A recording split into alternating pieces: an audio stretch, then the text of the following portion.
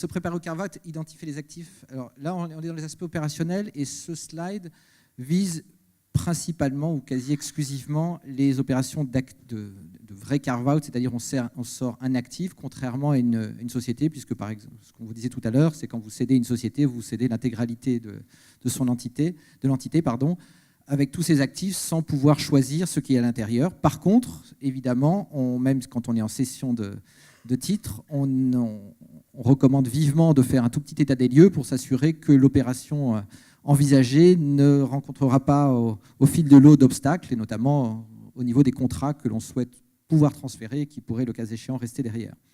Donc c'est cette identification d'actifs ou ces aspects opérationnels business, logiquement, ça ne revient pas aux juristes.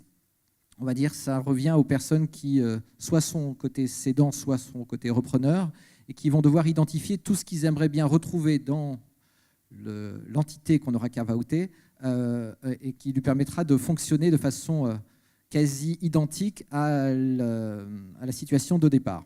Donc la première chose, c'est identifier déjà l'activité. Ça peut paraître parfaitement une question purement théorique. En fait, on s'aperçoit que de plus en plus d'opérations, vous avez des groupes, et justement ça rejoint les motivations des carve-out, où vous avez énormément d'activités ou de business units logées dans la même entité. Et il faut identifier celle que l'on veut sortir. Donc déjà, la première chose, c'est identifier quelle est l'activité que l'on veut sortir, quand il y en a plusieurs au sein de l'entreprise. Et on verra que c'est compliqué quand il y a des frottements entre plusieurs activités. Et cette activité, elle peut, le cas échéant, et ça arrive dans certains groupes, déjà être complètement autonome, soit justement une entité qui n'est pas complètement séparée, et la grosse difficulté sera de l'autonomiser. On verra tout à l'heure, et donc je l'évoque, c'est quels sont les salariés qui sont rattachés à cette activité, sachant que Malik vous le dira avec talent, on ne choisit pas toujours non plus ses personnels. Certains sont transférés automatiquement, d'autres resteront.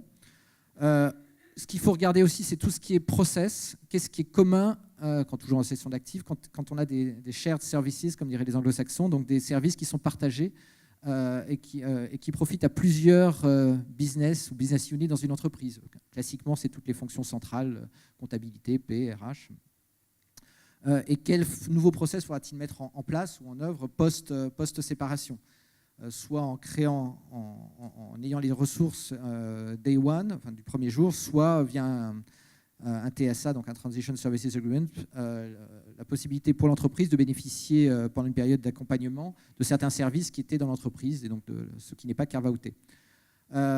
Tout ce qui est, alors c'est aussi un gros enjeu, c'est plus un enjeu quand on est dans le cadre d'un carve-out une cession à des tiers, c'est construire un BP et des comptes pro forma correspondant au périmètre qu'on veut carve-outer, parce qu'en général, sauf exception, ça arrive, mais c'est plutôt rare dans ce qu'on voit au quotidien, il n'y a pas de compte pro forma correspondant au business qu'on veut carve-outer, donc il faut le créer de toutes pièces. C'est ce qui va intéresser notamment un repreneur et ce qui permettra de mesurer si l'entité est ou non autonome et quels sont ses besoins de financement post-séparation. Financement, évidemment, c'est comment l'entité sera autonome post-détourage. C'est un vrai enjeu quand vous avez une entreprise ou un actif qui est logé au sein d'un groupe et qui bénéficie de financement du groupe, système de cash pooling ou de contrats de financement qui profitent à l'intégralité des entités du groupe. Par essence, à partir du moment où l'entité sort, elle ne bénéficiera plus de ces financements. Il faudra les mettre en place à compter de la séparation. Même chose, comme je disais tout à l'heure, les contrats. Effectivement, si on est cession d'actifs où justement on cède directement les contrats, il faudra anticiper quels sont les contrats clés. Classiquement, en fait, ce qu'on voit au quotidien, mais vous le connaissez aussi bien que nous, on ne peut pas tout vérifier dans le cas d'un carve-out, donc on va se concentrer sur les actifs clés. Et quand on a énormément de contrats, on va regarder les top clients, les top fournisseurs et s'assurer que ces contrats-là ne seront pas à risque dans l'opération. Et on essaiera, et ça sera toujours le maître mot de notre intervention, d'anticiper le process et les autorisations à obtenir pour s'assurer de la transmission de ces contrats. Les assurances, c'est assez mécanique. Vous êtes dans un groupe, vous avez une assurance groupe, vous sortez du groupe, vous n'avez plus cette assurance. Donc, il faut juste penser dans toutes les opérations de carve-out, day one, mettre en place les couvertures d'assurance, tous les types d'assurance.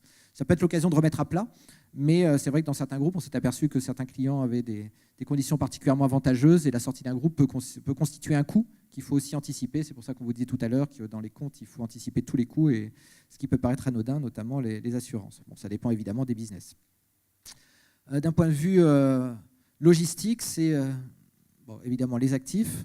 C'est plus vrai quand on a une activité qu'on va caractériser qui a besoin d'équipements de machines. Effectivement, si on est juste en bureautique, ce n'est pas vraiment un enjeu. Le vrai enjeu, c'est les locaux. Est-ce qu'on a besoin de locaux ou pas?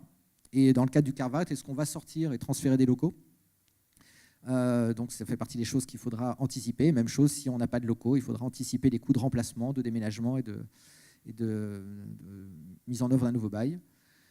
Et le vrai enjeu et qu'on a vu pour nous et qu'on voit au quotidien, c'est les enjeux IT, l'infrastructure IT, comment débrancher l'entité ou le business et comment le rebrancher de l'autre côté. Et on s'aperçoit qu'on a fait beaucoup d'opérations avec Malik et Pascal où tout était prêt sauf l'informatique. Et on a décalé parce qu'on n'était pas en capacité de basculer informatiquement. Et donc, c'est vraiment un vrai enjeu. Et quand on travaille beaucoup avec nos camarades de Deloitte qui sont spécialisés dans tout ce qui est système d'information, et on s'aperçoit qu'un deal sécurisé d'un point de vue juridique, fiscal et social peut être un échec d'un point de vue technique puisque la technique, l'IT ne suit pas. Et donc, effectivement, dans les enjeux aussi, c'est comment garder un accès au backup, aux sauvegardes, aux archives, comment mettre en place des nouvelles adresses e-mail sans risque de déperdition de clients ou de contacts. Voilà, donc ça, nous ne sommes pas là pour faire ce genre d'exercice, on est juste là pour nous assurer que d'un point de vue juridique, fiscal et social, on pourra transmettre tous les actifs qui auront été identifiés sans difficulté.